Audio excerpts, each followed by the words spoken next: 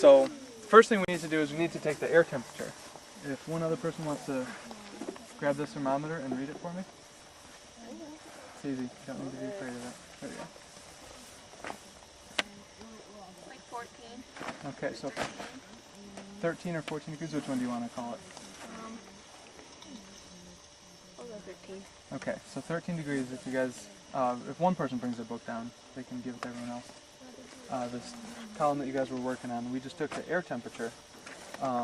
Everything we do is going to be in the chemical manual column. So we just got an air temperature of 13 degrees. Don't let it touch the bottom. Don't let it sit on the bottom. Yeah, that looks good right there. You have to hold it there for about... Does anybody know what that stands for? You guys learned it in 6th grade. No idea. Is it dissolved oxygen? There we go, dissolved oxygen, yeah. What is that? Oh my god. I'm amazed, he's only the second person that's remembered that so far. But dissolved oxygen is basically the oxygen that's in the water here. And so why do you think it's important to study that? So the fish can breathe? Yep, the fish needed to breathe. The fish and all the invertebrates in there. So the reason we study the oxygen is to know what types of fish would live in the stream, to know if the stream is healthy for fish to be in there. What do you guys think puts the oxygen in the water? We know it's good for the fish, but it needs to come from somewhere. Huh? No, it's okay. You can say it. There's no wrong answers. It comes from the plants. That's actually the biggest source of oxygen in a stream like this. All these cattails, they're putting out oxygen into the water.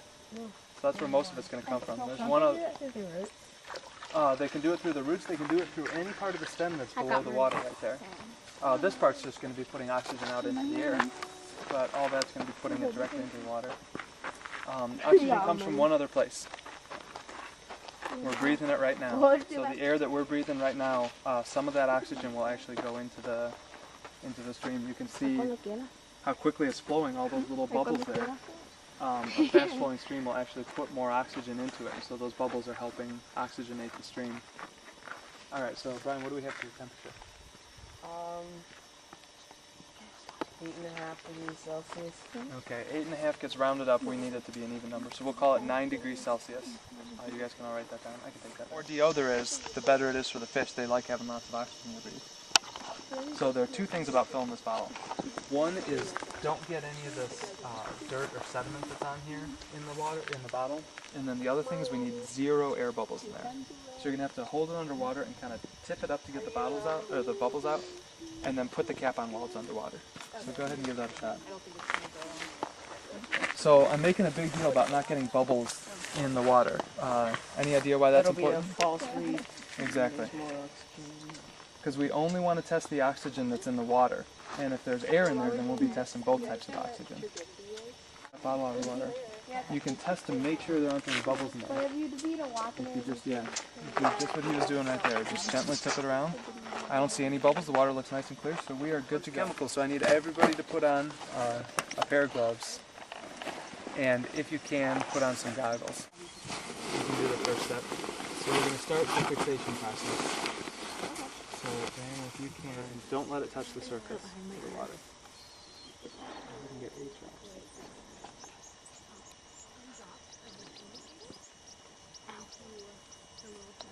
Alright, very nice. You can go ahead and put a cap on that. So that was manganese sulfate that we put in there, and then that is going to be followed by potassium iodide. Do you want to do that? So same thing, just hold it straight up and down, 8 drops, and don't let it touch the surface of the water. So that first thing we put in you couldn't really see, but this one you guys will see it'll start to color the water a little bit.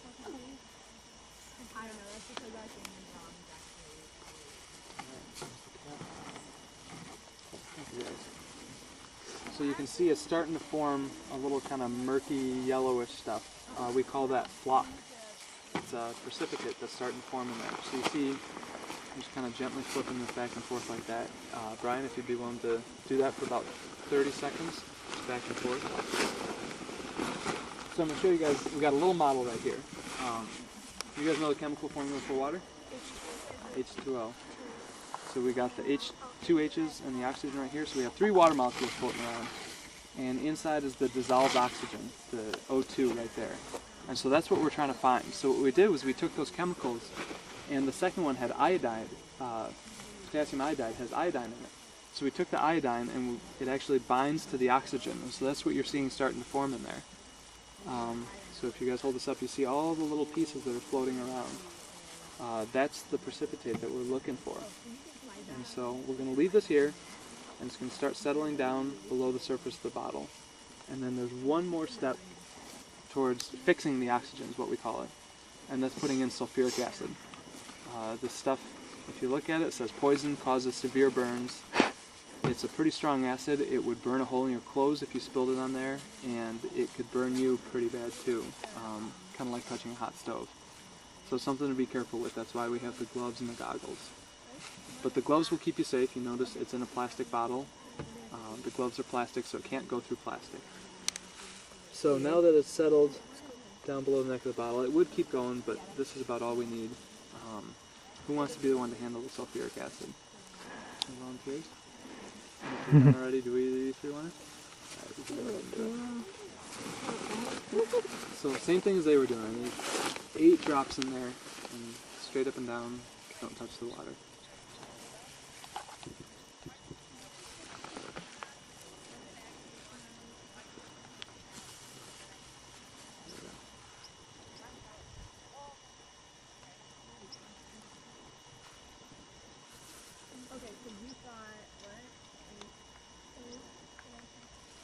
Very good. Thanks for not spilling that on me too. That would have hurt. Okay. So you can see it's starting to change colors and it's starting to form a little bit different flock in there. So what I need somebody to do is do the same thing. Just gently flip it back and forth. You'll be doing it until all these little pieces dissolve. It might take a couple minutes. But when it's done, it'll actually look like this. You see there's nothing left in there. And the sulfuric acid is basically dissolving all those little particles and is leaving behind the iodine as a marker for us to study. So that's the final step in fixation. And while that's going on, let's talk a little bit more about DO. So, real quick review. Why is DO important? Yep, the fish need it to breathe. So it tells you how healthy the fish in the stream are. And what are the 2 sources of DO in the stream? Plants. Coming out of the air. Yep. So the turbulence helps the air put more in there. There's one other thing that helps the air put more oxygen in. There's not too much of it today, but it was pretty bad a couple days ago. Wind? Wind, yep. And so on a really windy day, you'll actually have more oxygen being put into the water. So those are the 2 main things that put the DO in the water. There are plenty of things that affect how much can be in the water. Turbulence affects it, the wind affects it. Can you guys think of any other possibilities? Animals, the plants actually really affect a lot. If there are a lot of plants growing in there, they'll be putting more oxygen in. Sometimes you guys will see streams with no plants in them at all, and there won't be any oxygen being put into those streams from plants. You guys just studied turbidity, right? Mm-hmm. How do you think that affects the amount of oxygen? Would more turbid or less turbid water have more oxygen? Less turbid? Yep, now, less turbid will have more oxygen. And the reason for that is the turbidity, all those little particles that are floating around in the water making it all murky, are taking up room that the oxygen could otherwise have to itself. And so they're bumping the oxygen out of the water that way. There's one, we took a measurement while we were down there that affects the DO. We took it up here too, yeah, the temperature. So do you guys think a higher temperature water or a lower temperature water will have more oxygen in it? Higher. Everybody thinks higher. I thought the same thing when I first heard this too. I thought it would be higher for sure, but it's actually lower temperature water. And the reason for that is at low temperatures, molecules move a lot slower, so they can get really close to each other. They're moving around, they get close, and they really pack in. At high temperatures, they move around a bunch, and they kind of bump up against each other, and they actually bump all the oxygen out of the water. So lower temperatures can have more oxygen. Let's check out the solution there. It's looking pretty good. Do you want to pass that over this way? Yeah, that's looking great. There's just a little bit more stuff floating in there. I'm going to give a few more turns to make sure that that's all gotten rid of. There will always be a little bit of stuff floating around. That's just turbidity. That's little particles in there that aren't going to dissolve. They're always in the water. But you see, for the most part, it's turned pretty clear. It looks like a little vial of apple juice.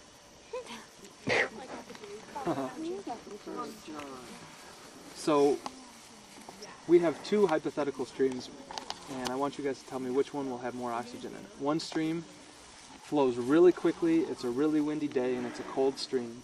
And the other stream is really warm, hardly flowing at all, and it's a really still day. The first stream. And the first one has more oxygen in it. Those are all factors that contribute to that. So here we go. This bottle is complete. That is a finished fixation. So the next step is going to be titration. And to do that, we need a standardized amount of liquid. We need every group, I'm doing 6 groups today, all need to have the same amount of liquid in there. So if somebody wants to take this bottle and pour out 20 milliliters into here for me, you can see that 20 M line right there. Go for it. And then if you go over and need to take a little bit out, I think I have that for you too.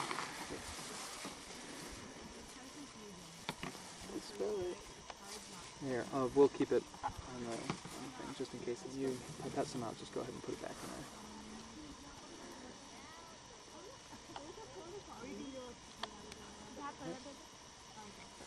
Good. Alright, cool, thank you. I have this stuff, as I just mentioned, it's kind of apple juice colored. And we have this stuff right here, which is starch. It's part of your food. Starch is in potatoes, it's in bread, but the solution of starch right here is perfectly clear. It looks just like water. So what color do you think we'll get when we mix apple juice yellow and clear? Lighter yellow? Yeah? Yeah. Alright, let's give it a shot. Who wants to put the starch in? Brian? Go for it. 8 drops, just like always. And straight up and down like that. It actually changed a totally different color. And the reason for that is the starch that we took in there binds really strongly to iodine.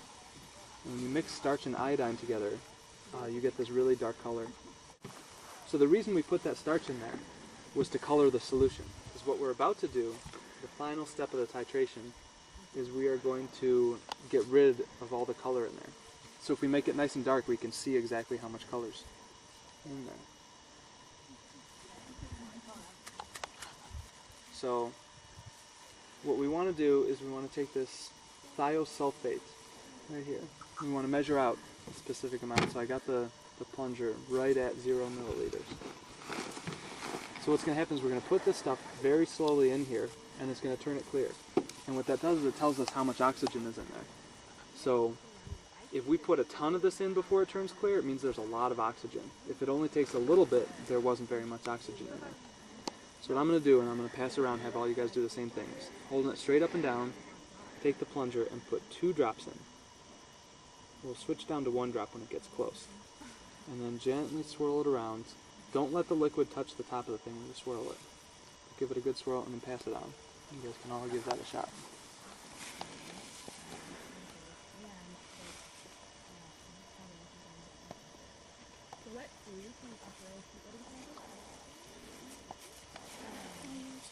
We're getting close, so we're going to start doing just 1 drop at a time.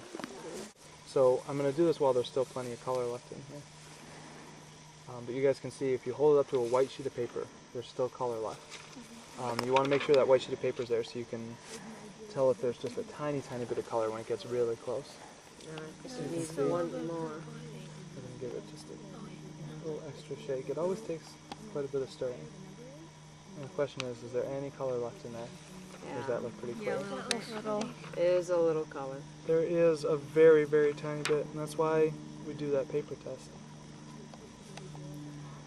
That's clear. Yep, that's clear right there. And so all those little steps, everything we did was so we can measure this last number right here.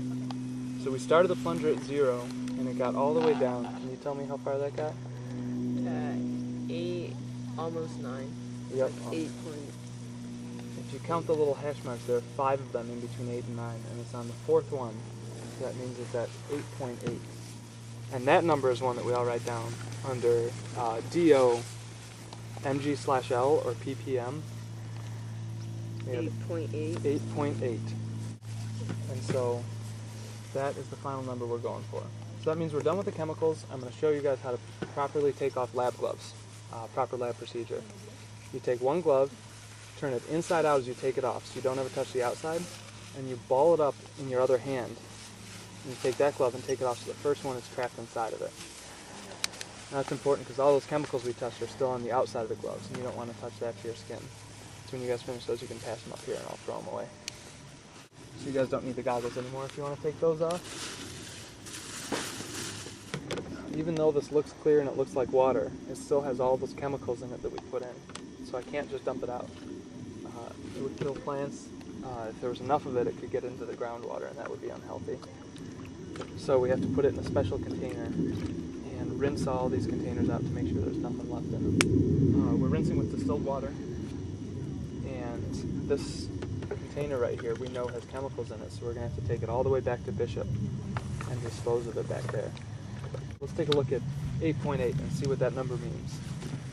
It's measured in ppm, which stands for parts per million. So if you had 1 million particles in that bottle that we collected, out of all those million particles, almost all of them would be H2O, would be water. But there'd be a few other little things in there, and 8.8 of those million particles would be oxygen. Doesn't sound like very much, but 8.8% or 8.8? just 8.8 out of 1 million. So in percent, it would be about 0.0008%, which is, yeah, very, very small amount. So that number is, pretty cool, but what it actually means is it's reflected better as a percent. If we can put it in a percent, we'll know what it means a little bit more. So we have this chart here. You guys see it's water temperature and 100% DO. So what was our water temperature that we measured at the beginning? 9 degrees Celsius. So it was 9 degrees. So if you follow this down to 9 degrees, right across from it, that number is 10.09. Now what that number means, it's 100% of DO. So 10.09 is the most oxygen that stream could contain. That's considered saturation. It has all the oxygen it can take, 10.09. Now what we had was 8.8. So if you take those two numbers, you can make a percent out of them. Do you guys know how to do that? 8.8 is what percent of 10.09? Yeah, that's basically what the division is. You divide them. You take 8.8 divided by 10.09, and what that gives you is 87.2%. And that's the number you write down under DO, percent sat. On the chemical Yeah. 87.2%. So that number means a little bit more to us, because percentages say, what that basically says is that out of all the oxygen you could have in the water, we have 87% of it is in there. So if somebody wants to take this graph, look at the very top one and tell me where 87% falls on that. Adequate. Adequate. And what does it say about fish?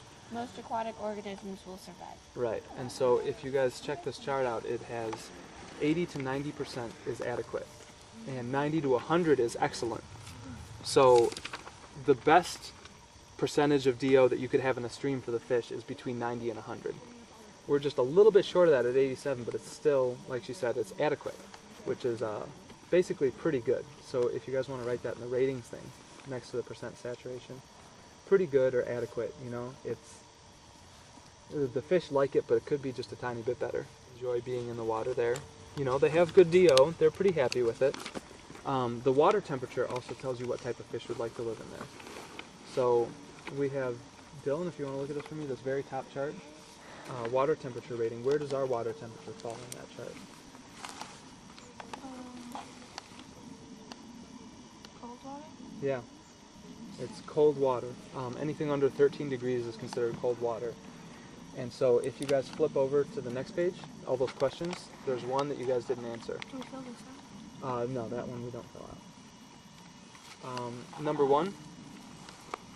Can somebody read that to me? List some fish that would do well in this temperature. So you guys know that the temperature falls under the cold water range. So it lists for the fish there, and don't write anything down, I'll just read this to you first. Some aquatic plants, trout and Owen sucker, Sacramento perch, but it's dominated by intolerant invertebrates. So what that means is that most fish like water that's a little bit warmer than that. Mid-range, 13 to 20, is good for a lot of fish. But in cold water, the two fish that you should write down that are important to know are trout and Owen sucker. Those are the two fish that do really well in this temperature. They like it a little bit colder, even though most fish would rather have water that's just a little bit warmer. You know the percent DO, and you know how cold the water is. What would you say about the health of this stream? Pretty healthy. It's pretty healthy. Could be a little bit better, right? Yeah. Just a little bit, but overall it's pretty good. If you look at the stream, you know, some fish would like it warmer. It's getting cold because it's getting close to winter, and that's just going to happen. The water's going to get cold during the winter. The DO could be a little bit higher, but it's very close to being good. All these cattails here, the stream would be a little bit healthier if it had trees. But the cattails are outcompeting the trees. So if we had a really healthy stream, it would have more trees and less cattails there. But overall, it's well on its way. It's doing pretty good.